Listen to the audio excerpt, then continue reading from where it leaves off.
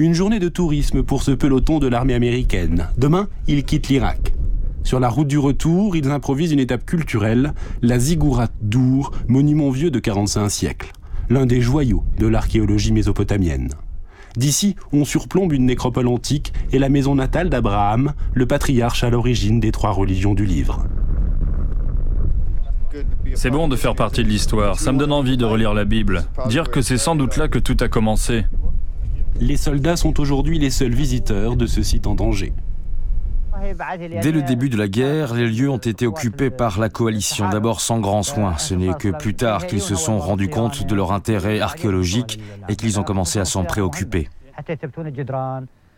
Situé à 300 mètres d'une base militaire, le site a déjà beaucoup souffert. Là-bas, le temple d'Edouble Almar a été touché par 2 bombes. Il y a eu des éclats d'obus jusque sur la ziggourate.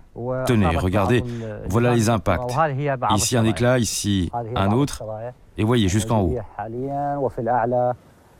400 impacts de balles ont frappé le monument, des hélicoptères se sont posés sur la nécropole et les chenilles des blindés ont retourné le sol. Endommagé par l'invasion et l'occupation, le site d'Our a au moins échappé au pillage.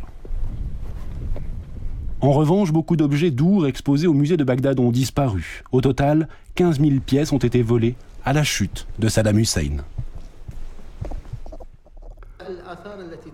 On ne dispose pas de chiffres fiables sur le trafic d'objets d'art à Our ou ailleurs, car les trafiquants se sont débrouillés pour faire vite sortir les pièces du pays.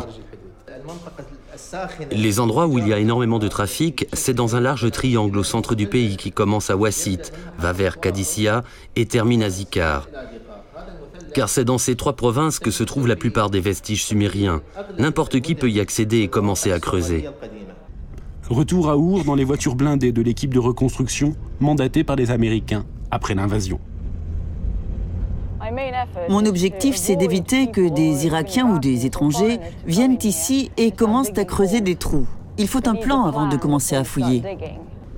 Sur place, elle rencontre les archéologues irakiens. Au moins 80% du site est encore sous terre et personne n'est pressé de lancer des fouilles. Tant que les ruines restent sous terre, elles ne seront pas endommagées. La partie qui a été excavée là-bas, il faut qu'on trouve un moyen de la protéger avant qu'elle ne soit encore plus dégradée.